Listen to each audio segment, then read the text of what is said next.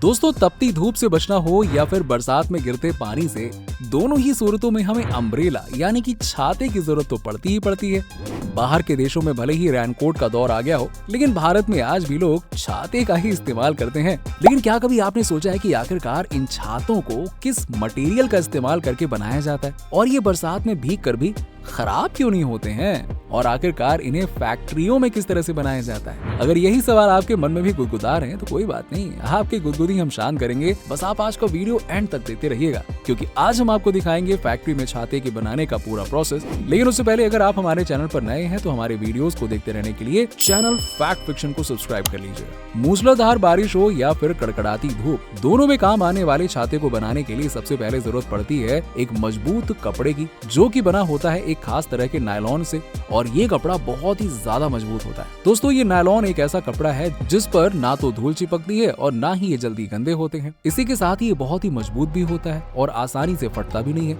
इसीलिए इसे बैग और छातों को बनाने के लिए इस्तेमाल किया जाता है। हालांकि ये वाटरप्रूफ तो नहीं होता है और इसको वाटरप्रूफ बनाने के लिए एक प्रोसेस से गुजारना पड़ता है, जो कि हम आपको आगे बताने वाले हैं। सारी चीजें बताएंगे और साथ ही साथ इस खास फैब्रिक को किस तरह से तैयार किया जाता है ये भी आज हम इस वीडियो में जानेंगे, इसलिए वीडियो को पूरा जरूर देखिएगा। छातों को बनाने के लिए इस तरह तैयार फैब्रिक के रोल्स को सीधा किया जाता है और उसमें से छोटे छोटे ट्रायंगल शेप के फैब्रिक को काट लिया जाता है। काटने का ये प्रोसेस ऑटोमेटिक मशीन से किया जाता है और कई बार फैक्ट्री में काम कर रहे वर्कर्स से यहाँ काम करवाया जाता है। इन ट्रायंगल शेप्स को ही छाते में आगे जोड़ा जाएगा और इसीलिए इन्हें काट के स्टोर कर लिया जाता है। उधर हमारा फैब्रिक की कटिंग हो ही रही है और इधर आप देख सकते हैं कि wire straightening and cutting machine से छातों में लगने वाले तार को काटा और सीधा किया जाता है। इस मशीन का नाम wire straightening and cutting machine इसलिए रखा गया है क्योंकि इससे तार की कटाई और इसको सीधा करने का काम एक साथ हो जाता है। एक बार तार के कट जाने और सीधा हो जाने के बाद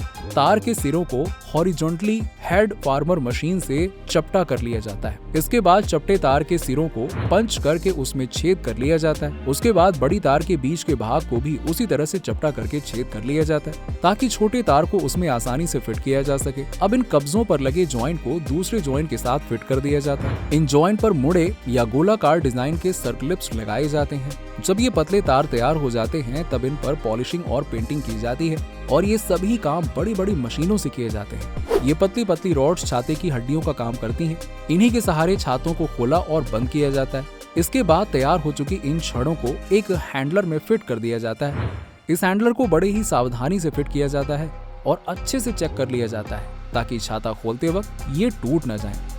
इसको लगाने के बाद इसमें एक स्प्रिंग भी लगाई जाती है जो कि एक हाइड्रोलिक सिस्टम के तहत काम करती है। इसी में लगे बटन को प्रेस करने से छाता खुल जाता है। फिर बारी आती है अपने तैयार हो चुके इस ढांचे को नायलॉन के कपड़े के साथ सिलने की। अब देखिए, ये काम जो है वो ऑटोमेटिक स्टिचिंग मशीन से किया जाता है। हालांकि इसे करने के लिए अनुभवी टेलर्स को अपॉइंट किया जाता है। एक्सपीरियंस मैटर करता है यहाँ पे, क्योंकि मशीन ऑटोमेटिक भली हो लेकिन इसे ऑपरेट करने और नायलॉन कपड़े को उस ढांचे में सिलने के लिए बहुत ही अच्छे टेलर्स की जरूरत पड़ती है, क्योंकि जहाँ एक दिन में 2 या 4 नहीं बल्कि सैकड़ों छाते बनते हैं। इसके बाद रॉड्स के सभी जॉइंट को भी नायलॉन के कपड़ों के साथ कायदे से स्टिच कर दिया जाता है ताकि छाता खोलते और बंद करते वक्त एक प्रॉपर और सही तरीके से हो जाए। इस काम को बड़ी ही सावधानी से किया जाता है, क्योंकि अगर इसमें गलती होती है तो पूरा छाता बर्बाद हो सकता है। इसके बाद इन सभी छातों की एक बार टेस्टिंग करी जाती है ताकि इनकी ड्यूरेबिलिटी का पता लगाया जा सके। जब ये छाते पूरी तरह से तैयार हो जाते हैं फिर इन्हें पैकिंग के लिए भेज दिया जाता है। पैकिंग हो जाने के बाद इन्हें मार्केट में भेज दिया जाता है। अब आपको बता दें कि पहले सिर्फ ब्लैक कलर का नायलॉन ही छातों के लिए इस्तेमाल किया जाता है, लेकिन अब आजकल तो हर कलर में नायलॉन आने लगा है जो कि रंग बिरंगे छाते बनाने के काम आता है। अब आपको बता दें कि जो छाते धूप से बचाने के लिए बनाए होते हैं उनमें हल्के नायलॉन का इस्तेमाल किया जाता है। वहीं तेज बारिश से बचने के लिए बनाए गए छातों में बहुत ही मजबूत नायलॉन का प्रयोग किया जाता है। अब ये तो हो गई देखिए छातों की बात, लेकिन आपके दिमाग में तो एक बात और आ रही होगी कि आखिरकार ये कपड़ा कैसे बनाया जाता है।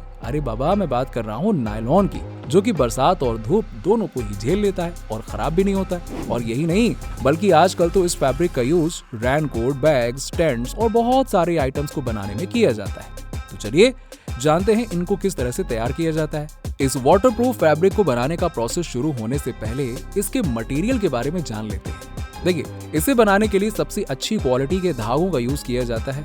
इसी के साथ ही बहुत तरह के केमिकल्स और कलर डाई का यूज किया जाता है। फैब्रिक को बनाने के लिए सबसे पहले तो धागों की मजबूती को अच्छे से चेक कर लिया जाता है। असल में इसको करने का सबसे बड़ा कारण है कि आगे की प्रोसेस में धागों की मजबूती बहुत जरूरी है। अब वो प्रोसेस क्या है, ये जानने के लिए आपको वीडियो के साथ बने रहना पड़ेगा। इसके बाद धागों को मशीन के सहारे बीम पर लपेट दिया जाता है। अब धागे बीम पर लपेट दिए जाते हैं तो उन्हें अगली प्रोसेस के लिए भेज दिया जाता है। इस प्रोसेस में धागों को वीविंग डिपार्टमेंट में भेज दिया जाता है। इस जगह पर अलग अलग डिजाइन का यूज करके वीविंग प्रोसेस होने लगती है। यहीं पर धागों को फैब्रिक फॉर्म में बदला जाता है। अब आपको जो हमने धागों की मजबूती की बात बताई थी वो इसलिए थी क्योंकि वीविंग प्रोसेस में कमजोर धागे बड़ी जल्दी टूट जाते हैं और धागों के टूटने से इस प्रोसेस में रुकावट आती है और नुकसान भी अधिक हो जाता है। इसीलिए पहले ही धागे की मजबूती चेक कर ली जाती है। वीविंग प्रोसेस पूरा हो जाने के बाद फैब्रिक बनकर तैयार हो जाता है, लेकिन ये फैब्रिक साफ नहीं होता है, इसीलिए अच्छे से इसे वॉश किया जाता है। अब ये काम मशीनों के द्वारा ही किया जाता है। फैब्रिक के अच्छे से धुल जाने के बाद और साफ हो जाने के बाद इसे पेंट होने के लिए भेज दिया जाता है। फिर इसके बाद मशीनों द्वारा पेंट हो जाने के बाद इसको सूखने के लिए रख दिया जाता है। इनके सूख जाने के बाद फैब्रिक की साइजिंग प्रोसेस की जाती है। इसके लिए फैब्रिक को guide roll, control roll, pressure roll और डायर्स में से गुजारा जाता है। इन्हीं मशीनों से फैब्रिक की सरफेस एकदम क्लीन और क्लियर दिखाई पड़ती है। अब तो आपको समझ में आ गया होगा कि छातों और रेनकोट में इतने क्लियरनेस कैसे आती होगी। हालांकि अभी आप ये सोच रहे होंगे कि इस सारे प्रोसेस से तो एक नॉर्मल फैब्रिक तैयार हुआ होगा, आखिर इसे वाटरप्रूफ कैसे बनाया जाता होगा। परेशान मत होइए, अगला प्रोसेस इसी चीज का है। जब ये रंग बिरंगा फैब्रिक बनकर तैयार हो जाता है तो इस फैब्रिक पर मशीनों की सहायता से केमिकल की कोटिंग करी जाती है।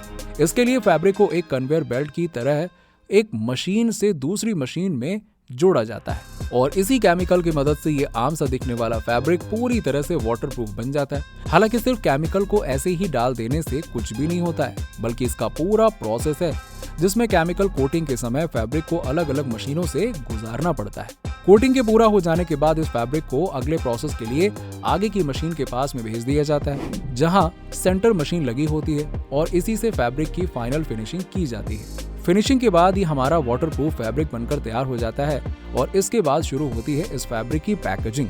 ये फैब्रिक बड़े बड़े रोल्स में पैक होते हैं और इन पर अच्छे से पन्नी चढ़ाकर और सील करके अलग अलग फैक्ट्रियों में भेज दिया जाता है, जहां इनसे अलग अलग सामान बनाए जाते हैं।